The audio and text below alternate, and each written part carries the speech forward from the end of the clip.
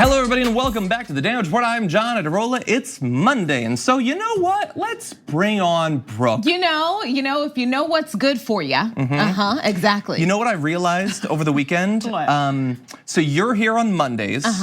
And usually throughout the week, we'll take a clip or two each day for YouTube that we don't put out that day. We save it for the weekend. Right. But you're here on Monday, so it's like the least likely for that to happen. But I'm gonna start to try to do that because I want people on the weekend to see stuff with you in it. You're usually only people see on Monday. Don't fix it. No? Yeah. Okay. No, I'm just kidding. So y'all, John has me watching this show on Netflix called Rhythm and Flow. Is that it? Rhythm and Flow. It's hilarious. And I laughed so hard. A music competition show. It is, but it's hosted by Chance the Rapper, T.I., and Cardi B. And I laughed, we were just talking about it, so now it's like on my mind. But I laughed so hard because part of it is they're funny. The other part is I'm imagining John watching it, and then I am double tickled. Why is that? It's just not what I expected, and you like it so much, and it's a good show. I'm glad that you told me to watch it. It's a funny show. I started watching it because my fiance was watching it, and I thought I wasn't gonna start watching it because I don't actually listen to any of their music. You should. Cardi's good. T.I.'s great. Well, I started to since I've been watching it. But anyway, very interesting. It's funny. It's not. Look, if you're gonna watch a Netflix competition show, obviously it should be Great British Bake Off. But if you've already gotten through that, then sure, Rhythm and Flow. Why not? I feel like I'm team Rhythm and Flow. Okay. I don't know, I couldn't get into the Great British Bake Off. They're slightly different. Yeah. Yeah, a little bit. All right, sorry about that. Anyway, easy win to Monday. Most important news of the week was the finale of Great British Bake Off. But there's other stuff too, I guess. So we'll talk about that. Lots of stuff, tune in, whatever. We're gonna start off though with a little impeachment update. Let's do it. Lots going on over the weekend with impeachment. I don't want to go super in depth into every little bit, but there are important updates that I think that you need to be aware of. So this is gonna be our little mashup, okay? We're gonna catch up to date with the messaging going on around it, what we can expect for this weekend, for this week. One important thing that's not going to happen is John Eisenberg's testimony. This is a White House lawyer who said that despite being subpoenaed to appear, he will not show up for testimony in the House impeachment inquiry on Monday on instructions from Donald Trump. So why is that important? Well, John Eisenberg, in addition to being a White House lawyer, he is the specific White House lawyer who apparently initially made the decision for the Trump-Zelensky phone call to be routed from the normal place that they're stored to the code word isolated super secure server. Like, he's the guy that made that decision. So it seems important to talk to him and find out, why do you think that this needed to be defended like so securely? But it's not gonna happen. White House counsel Pat Cipollone wrote in a letter to William Burke, Eisenberg's attorney, on Sunday that the Justice Department had advised him that Eisenberg, as a senior advisor to Trump, is, quote, absolutely immune from compelled congressional testimony with respect to matters related to his service as a senior advisor to the president. It goes on to say, even if Mr. Eisenberg had been afforded a reasonable amount of time to prepare, the president has instructed Mr. Eisenberg not to appear at the deposition. So look, he's the White House lawyer. He's not a senior advisor to the president. And even if he were, this is an impeachment inquiry. He still needs to come forward, not having that happen. And in fact, Donald Trump, they're making sure that you know that this is Donald Trump's decision. That is obstruction of justice, which, as we know from the 90s, Lindsey Graham made very clear that is itself an impeachable offense. Yeah, this is Trump's thing though. At this point, it's what don't play ball. Yeah, don't play. Just pretend it doesn't exist. Say it doesn't exist. It's not real, and you are going to try in every way to make sure that anybody who could say anything bad about you won't testify. Won't go. Won't speak. Won't say anything. He's seen what the ones who have testified have largely said, and I can understand why he would want less of that. It'll again now. The procedure is even more formalized. It's on the Democrats. This lawyer, you need to know what he was thinking, why he made the decision. They're not going to come forward willingly, so it's on you to decide what are you gonna do about it. I love that on one hand, like Trump is like, well, if something bad happened, a lot of people knew about it. Why weren't there 10 whistleblowers? Well, there may have been one whistleblower, but every day we find out about how one of those 10 people did something that wasn't quite whistleblowing, but showed us that they weren't cool with what happened, or they were cool with it and realized that no one else would be. Well, and it by needed the way, to be covered up, or it need, The term whistleblower, that's a thing that we throw around, but it doesn't mean one thing. Right. It means, okay, the team I'm working for is doing something wrong. I need to let someone know.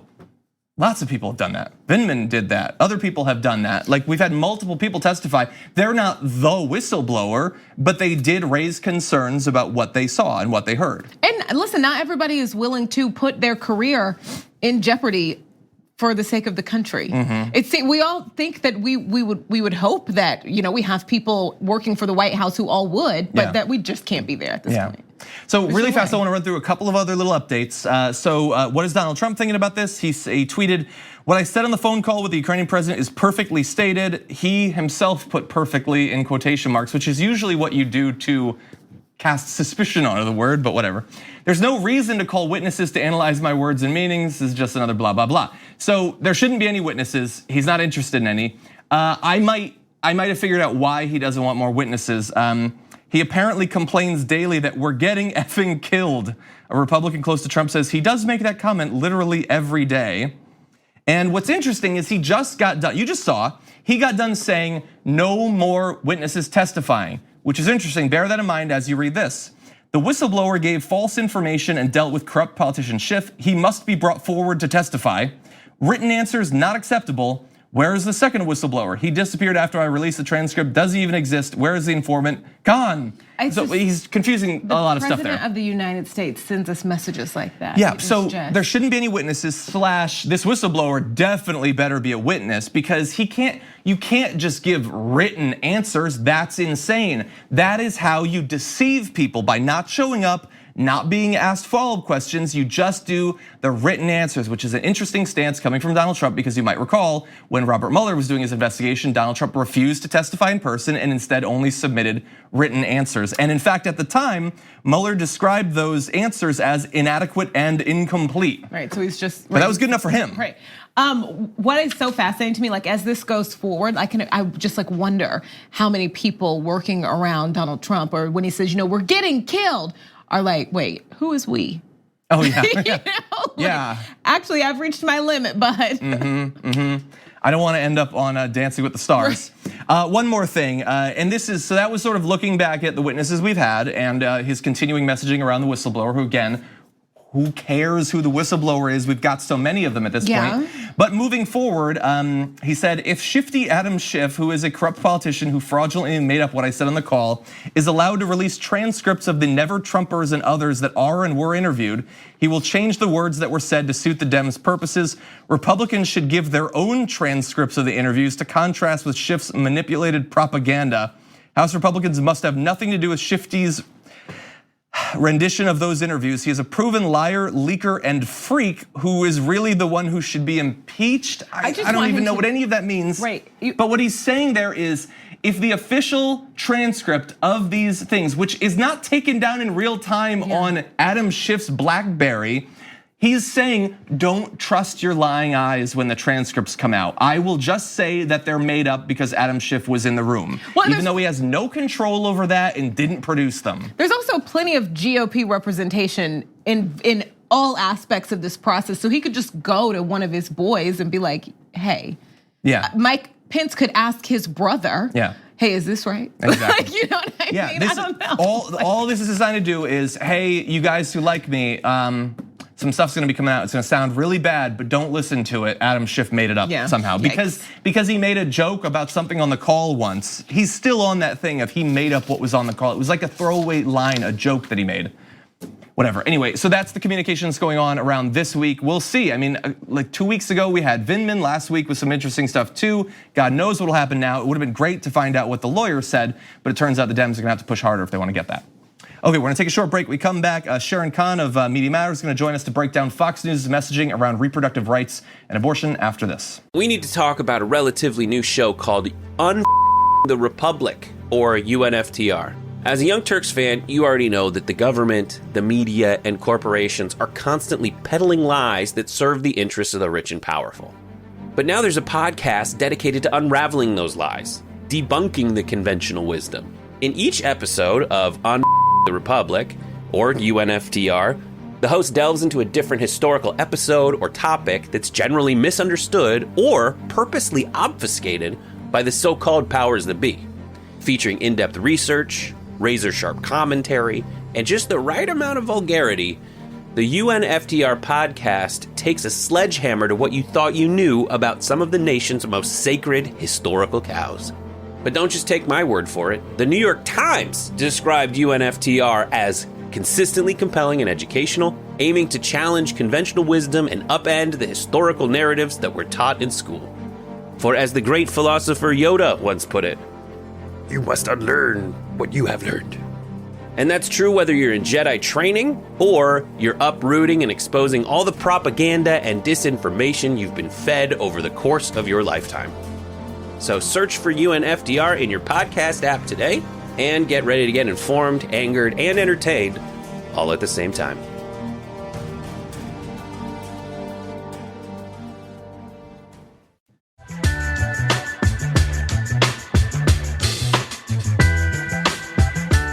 New study shows that from 2018 on into 2019, if you were watching the news and you heard a substantive conversation around abortion and reproductive rights, you were almost sure to be watching Fox News, unfortunately. And joining us now to talk about this study and the implications of it, Sharon Kann, Director of Abortion Rights and Reproductive Health Program at Media Matters. Welcome to the show. So not a very positive topic, unfortunately, because as we're gonna get into, Fox News is not necessarily all that interested in communicating in an honest way about this issue, but tell us a little bit about the analysis that was done by Media Matters on this. Yeah, so the report that we released looked at approximately a year worth of cable news coverage related to abortion. And like you mentioned, Fox News, the real top line is that Fox News is incredibly dominant on this conversation. I think the other big story that we noticed through pulling this data was that although Fox is incredibly dominant and sets the terms of the conversation, the other side of that story is that CNN and MSNBC either aren't engaging in the conversation and are letting Fox dominate and set the terms, or they're repeating right-wing media lies when they do talk about it, which has its own dangerous effects. Yeah, I mean, you very well show how Fox comes up with these narratives and then they're not countered by anyone else. And in fact, they're just amplified. I wanna read one graphic from your article. Across Fox, CNN, and MSNBC collectively, 89% of statements made about so-called abortion extremism were inaccurate. On Fox, 90% were inaccurate, as were 100% of the statements on CNN and 58% of the statements on MSNBC. And so, if you're just a regular person and you're absorbing this media over the course of a year, it seems likely that you will come away with some very inaccurate ideas about this topic. Yeah, that figure specifically. So throughout the course of the study, we coded for 4 general sort of topics of information. So an example of one might be, what are hosts or guests saying about Planned Parenthood? The figure that you cited is the abortion extremism code, which is sort of a catch-all of lots of different things, but essentially any extreme categorization you hear. The big one this year was the Fox News lie that then became a consistent talking point across networks, which is that, Democrats support infanticide, which we know is inaccurate. But, I think as the figure said, there were 11 instances on CNN after Fox set that sort of term that they repeated the misinformation or somebody didn't correct it when it came up. Yeah, and it lingers and it's still around. I don't remember exactly which rally it was, but in the past week, Donald Trump said that some Democratic governor executed a baby, as if it was some sort of like formal thing that his administration did. And so it starts off, Fox News with misinformation, but eventually Donald Trump is echoing it as well. That's exactly right. And you write about how this has become a big part of messaging around the election as part of the strategy. What do you mean by that? Yeah, I think that, like you just said, it's something that we know there's a pipeline of information directly from Fox News to the White House. And we saw that exact talking point, which is both inaccurate and sensationalized, show up not just at rallies, but it was in the State of the Union this year as well.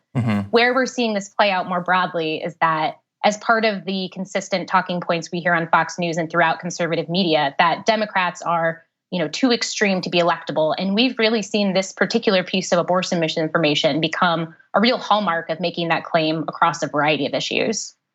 Hey, Sharon, so obviously Fox is gonna Fox and be incredibly harmful, but what else needs to happen? What needs to happen to help push back against this? What can be done? Yeah, I think that's a great question. There are sort of 2 things that we outline in the report. The first of which is that we can't be letting right-wing media and Fox News dominate the conversation and set the terms of the debate. If the first time, for example, in January, that we're getting a cable news counterpoint to the Fox News infanticide argument is like February 2nd or 3rd, that's a problem because it means that the misinformation has already become calcified. So more consistent communication by other networks and just engaged people trying to make sure accurate information is out there. And then the second thing is just be more critical consumers of information. People shouldn't be parroting things that they hear Trump say that he gets from Fox News at a rally without fact checking it themselves. I'm curious, as one of the headline findings of the study was that like more than 90% of the talk overall on these networks about a number of different common abortion related topics, all of it occurred on Fox. And so I'm curious, this gets, I guess, into speculation, but why is CNN and MSNBC, when they're not actively helping to spread these right-wing talking points, why aren't they talking about this issue? Like, it occurs to me that there's been a lot of abortion-related pieces of legislation that have been passed in the past year. It seems like that would be an opportunity for them to at least engage on the topic in some sense. Right. I think it's complicated, but I think two of the main factors we've seen across a lot of the research we do here at Media Matters is, one is that Fox News is priming an audience, and the repetition of very sensationalized misinformation about like infanticide, for example, is something that really plays to a base, and that because it's repeated so much, they have an incentive to return to it and to find ways to tie other stories to it. So I think part of it is self-selection. The other part of it has to do a lot with how these stories are framed more broadly. I think when conversations, and this is true across networks, focus mostly on the optics, like who's winning, who's losing, and not on, treating abortion as a healthcare issue or as a question of rights or access. I think it's a lot harder for other sort of narratives to emerge because we're so focused on who's winning and losing. I think you're definitely onto something, and we can find that across a lot of different topics when it comes to these mainstream media outlets. Sharon, thank you so much for joining us and for doing that work with Media Matters. Really appreciate it. Yeah, thanks for having me. We're gonna take a short break here. When we come back, Kellyanne Conway hit the Sunday talk shows in defense of the president on impeachment. We're going to see how she did. Did we learn anything about the substance of these allegations after this?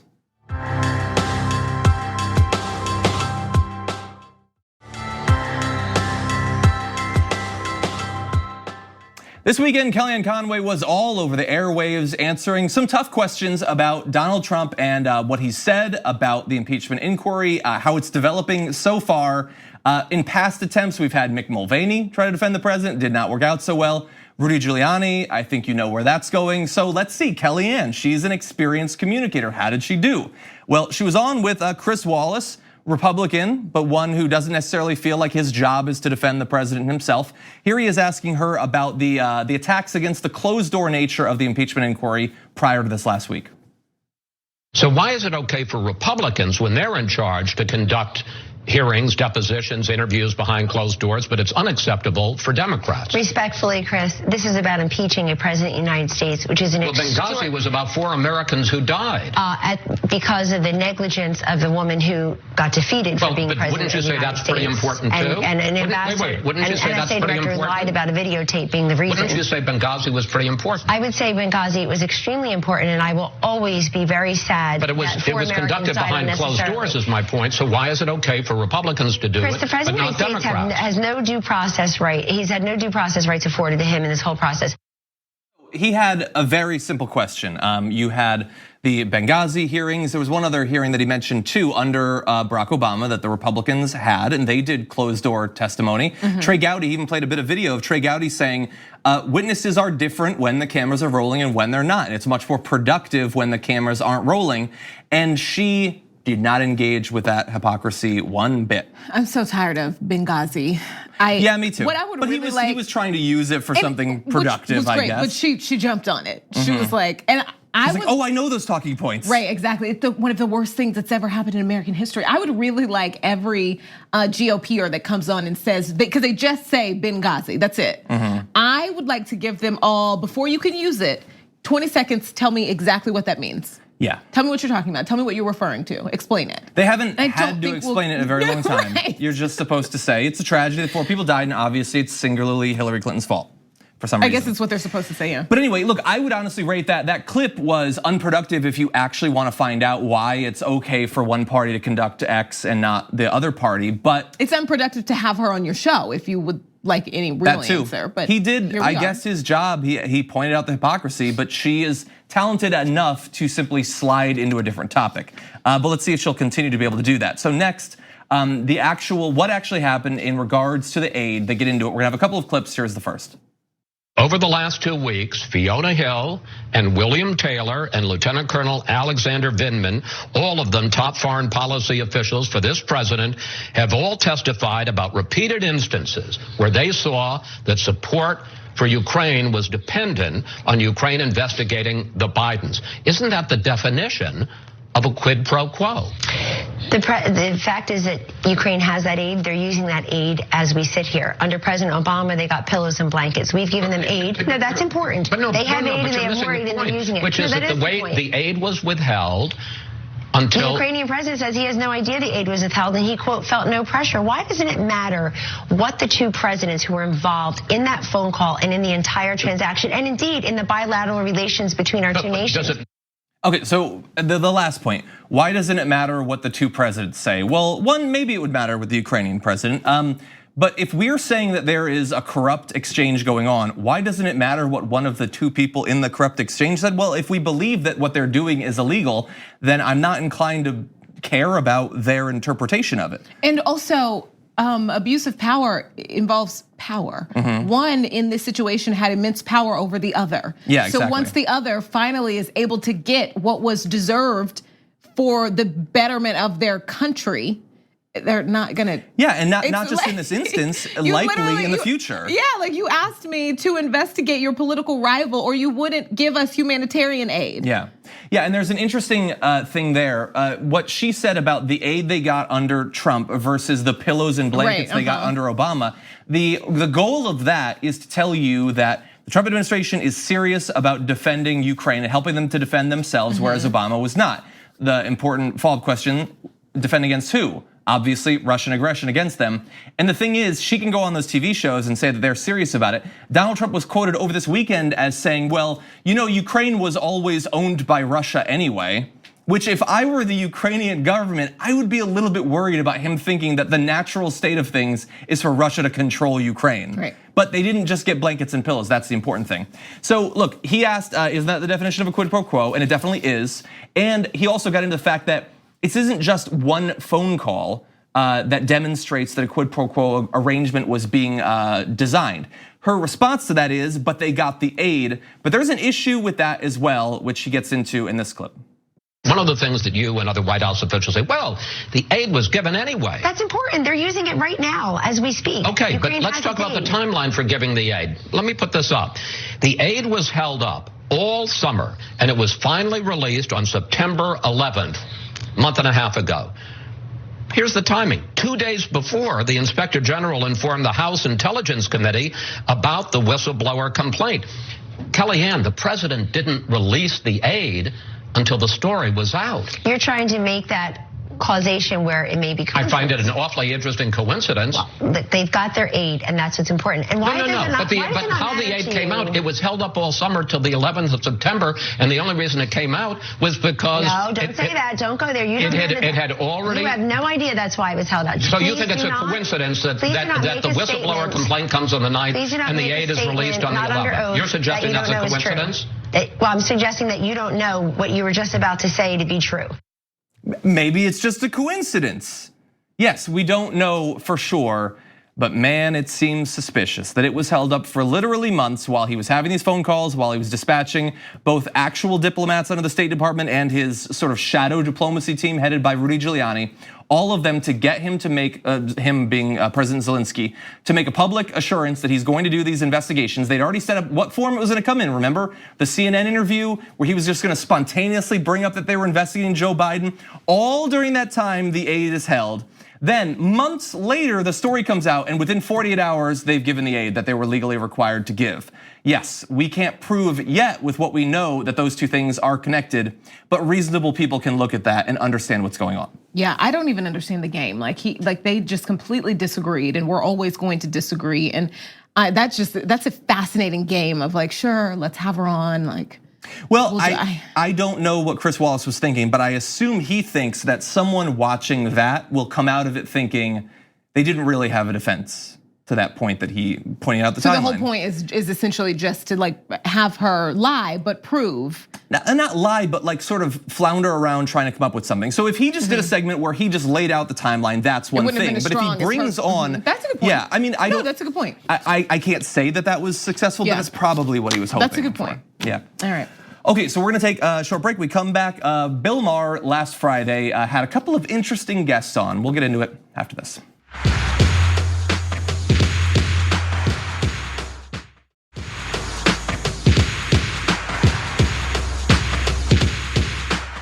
Bill Maher has taken a number of increasingly questionable stances on his show, and this week he took another one, having a guest on, Dr. Jay Gordon, who's a part of the anti-vax movement. In the past, he's called measles a benign childhood illness.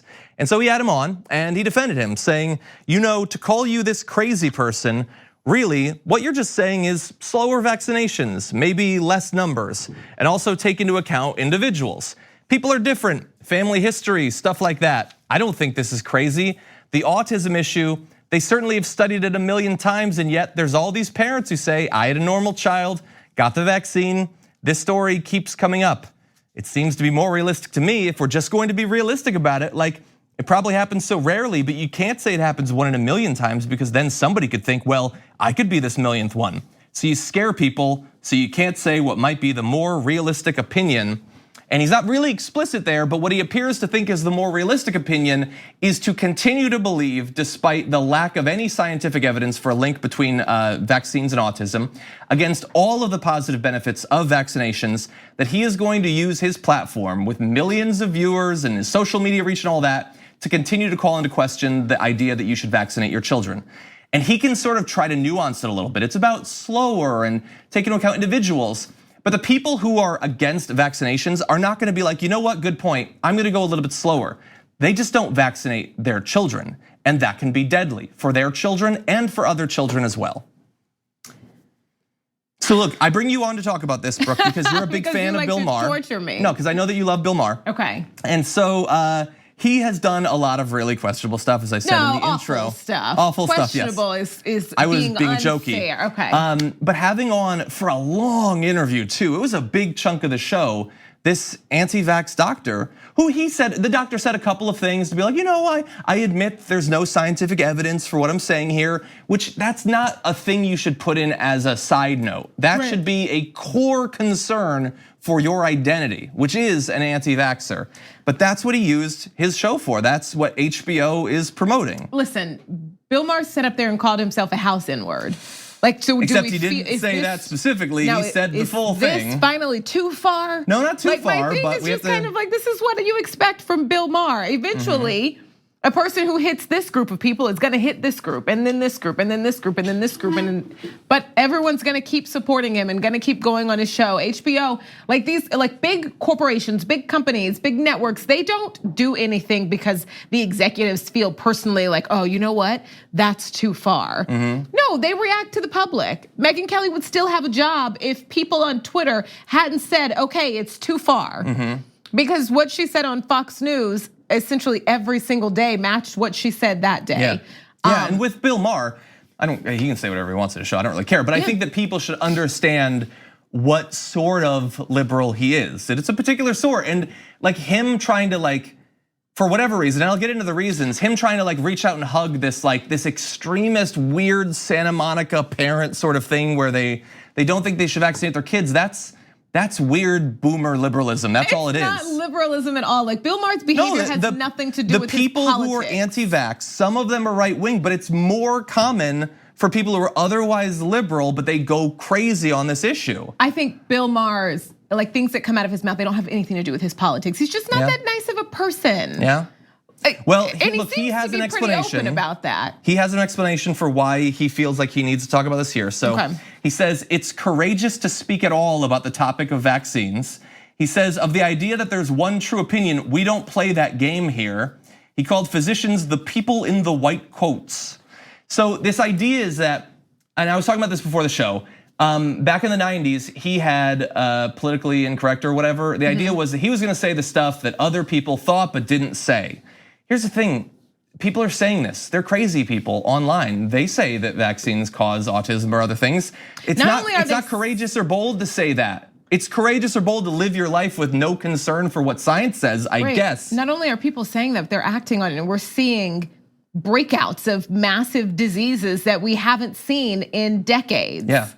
Like, and he's cool with that because it's courageous. Whatever. It's not courageous. Like the idea that there are certain types of people, and especially comedians, that as they age, they hit this point where they just think that anything they're criticized on is the same way that they were criticized when they were 20 for like talking about drugs or something. That now anyone who criticizes them makes them more right. But no, sometimes it's that society has passed you by and they're trying to correct you to try to catch you up to society, but you're pushing against them and moving more. Like his second guest was Dennis Prager, who we had Parker Malloy on to talk about PragerU, they make misinformation videos on YouTube, right-wing misinformation, weird, misogynistic podcasts. Exactly.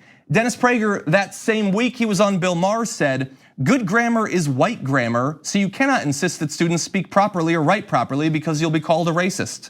That's who Bill Maher had on one of his panels. Like what this is sometimes really rich people who have almost every privilege out there.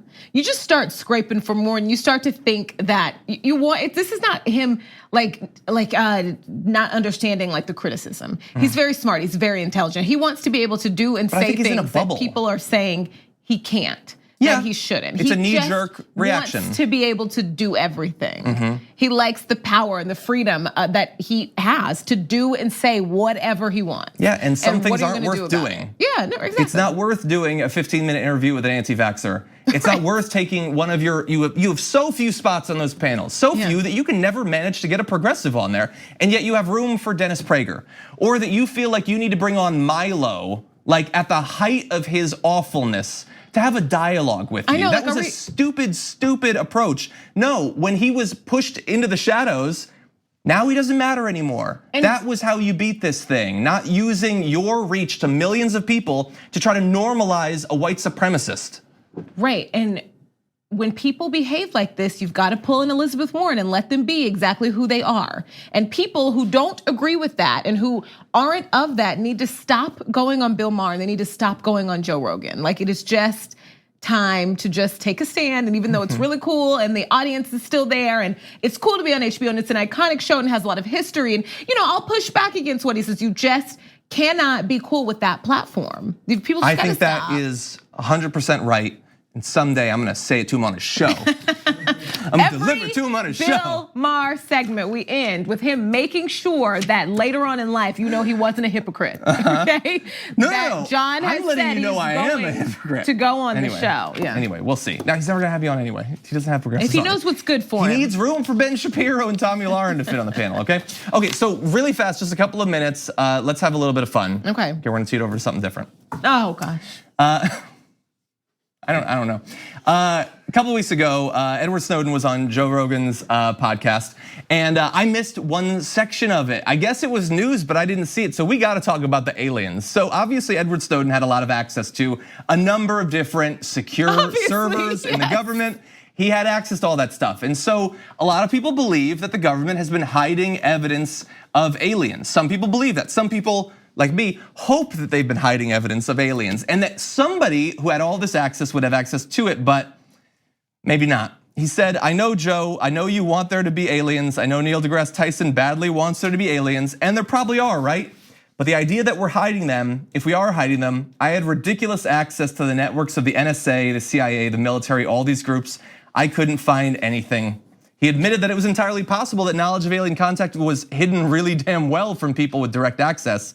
He says, everybody wants to believe in conspiracy theories because it helps life make sense. It helps us believe that somebody is in control, that somebody is calling the shots, which is a bold thing to say on Joe Rogan's podcast, considering the audience. But he admitted like he was open to finding it. He looked to find it, but he didn't find it. Well, I think what's so fascinating about this overall is it puts things about Edward Snowden into even more perspective. Because I think initially the focus was what the information that he was releasing. That was the focus.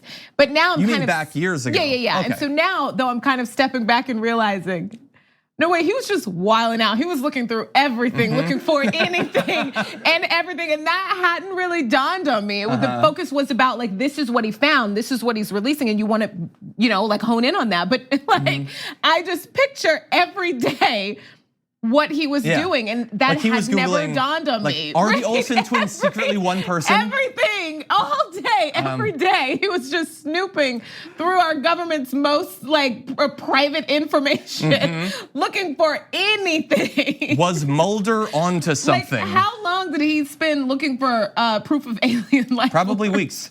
But that's so I would do that, wouldn't you? Like if you had access to that? I'm not going to. That's what I would. Prison. That's what I'd be searching for. Nope, I'd do my job and I would leave. I'm sorry. It's worth it. What? It's worth it to find out if they're Vulcans. But anyway, he said one other thing. He said, for the record, as far as I could tell, aliens have never contacted Earth, or at least they haven't contacted US intelligence. Yes, man really did land on the moon. Climate change is real. Chemtrails are not a thing. I need this. Not because I question those things, but because a lot of people still question those things. And hopefully Edward Snowden, who has a lot of respect out there, if he says it, hopefully, especially on a show as big as Joe Rogan's podcast, hopefully some people listening will be like, oh, so chemtrails aren't a thing. Okay, good. Edward Snowden clarified things for us. Thank you, Edward. Anyway, okay, we're gonna take a short break. We come back, a little bit of fun to close out the show.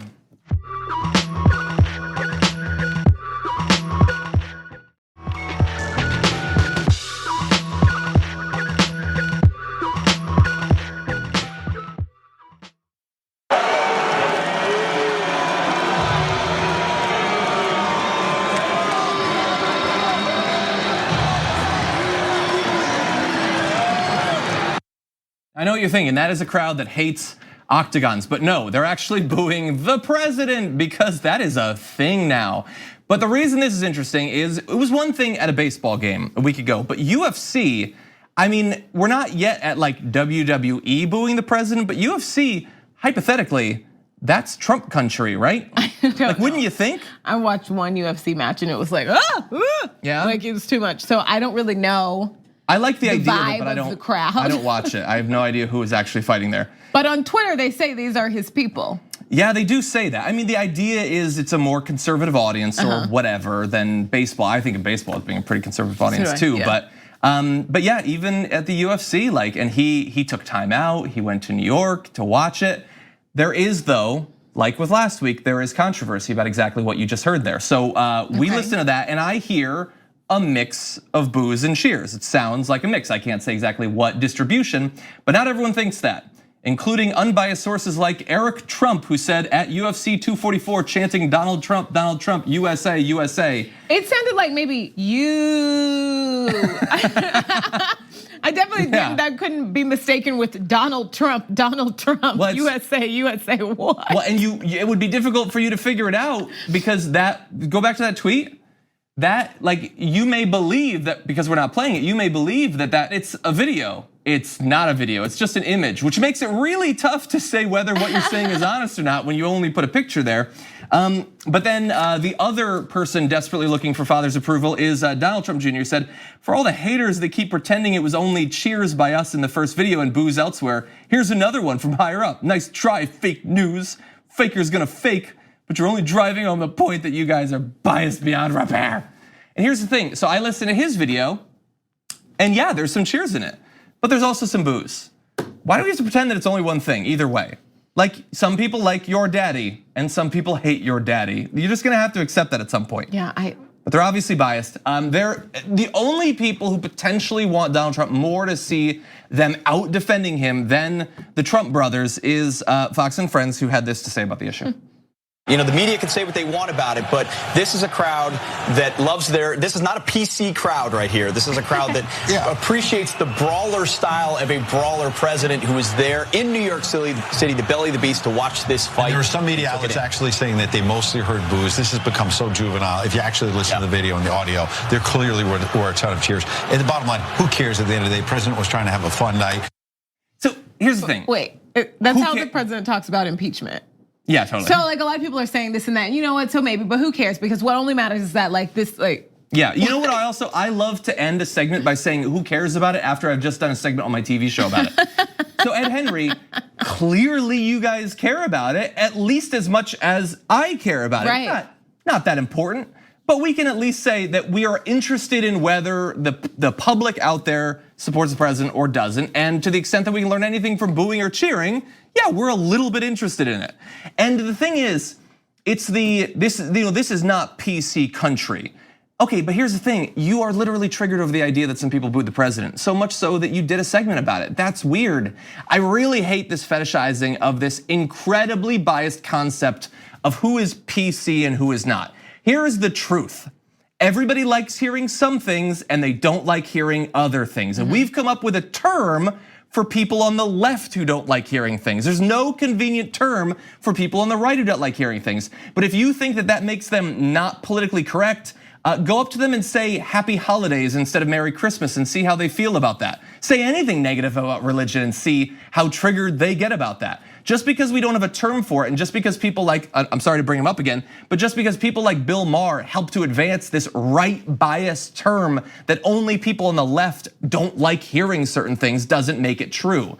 Every person in that UFC audience has something you could say to them that'd make them lose their minds. Maybe for some of them, the conservatives in the audience, if you were to step on a flag, they'd lose their minds despite the fact that it's just fabric, okay? Everybody has some things they don't like seeing or hearing.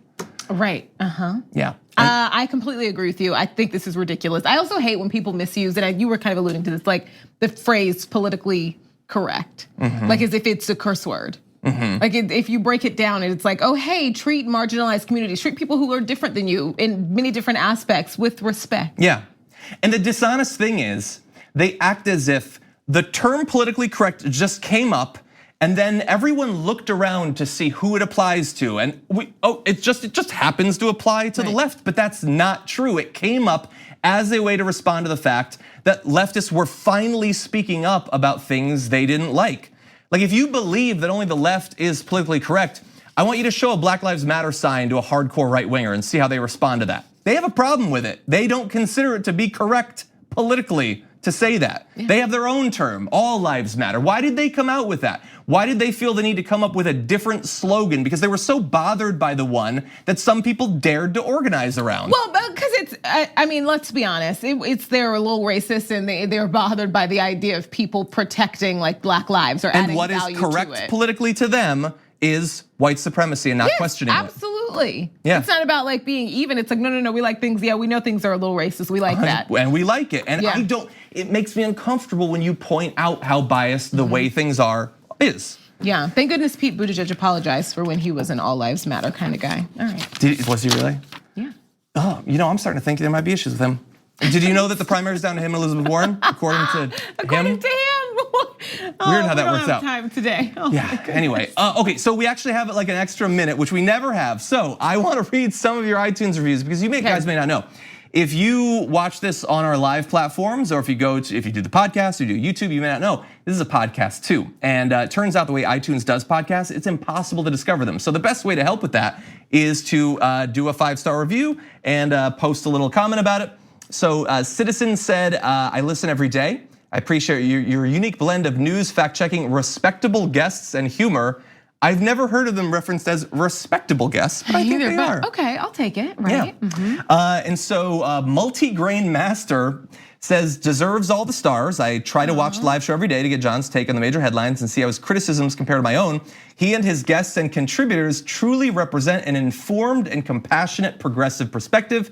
He's also a human and has refreshing, genuine human reactions to the messed up world he reports on. I appreciate all the work that goes into the show. Keep at it. That's everybody. That was some nice stuff they said about you. See, that was about Brett, that part, but the end was about Sophie and Angel and Bart and Jacory and Skip and Edwin and Craig and Brandon, not Bart, but everyone other than Bart mostly. And Norma. Yeah, exactly. Also, I so have thank a podcast. You so much. It's called Controlling Our Narrative. It's on Apple. I too would like 5 stars and a listener too. Yeah, I will review it if and when I am ever asked about it, which is never gonna happen. Anyway, so thank you so much for watching and doing the review. By the way, if you don't already know, we've been doing on our YouTube channel at youtube.com/The Damage Report, we've been doing live videos before the live show each day. So around 9:15 or so Pacific time, 12:15 Eastern time, usually do a live video about some sort of breaking news that we just can't fit in the show. So be sure to tune into that.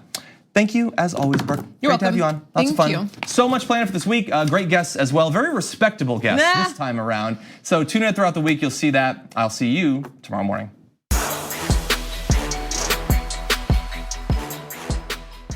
Thanks for listening to the full episode of The Damage Report. Support our work, listen ad-free, access members-only bonus content, and more by subscribing to Apple Podcasts at apple.co/TYT. I'm your host, John Adarola. I'll see you soon.